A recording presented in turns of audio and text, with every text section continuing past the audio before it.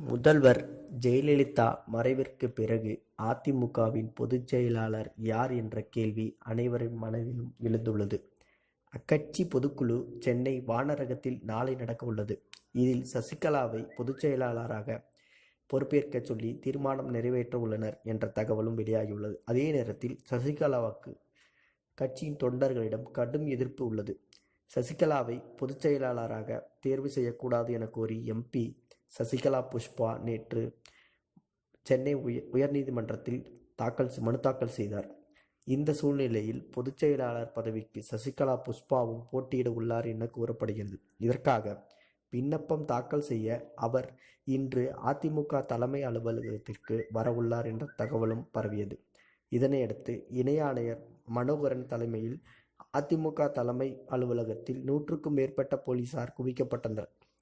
கட்சி தொண்டர்களும் ஏராளமாக குவிந்திருந்தனர்.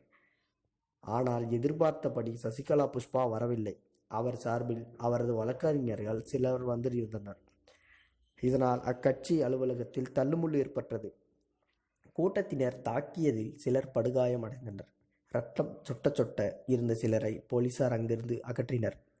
கட்சி அலுவலகத்தில் தொடர்ந்து பதட்டமான சூழ்நிலை காணப்படுகிறது.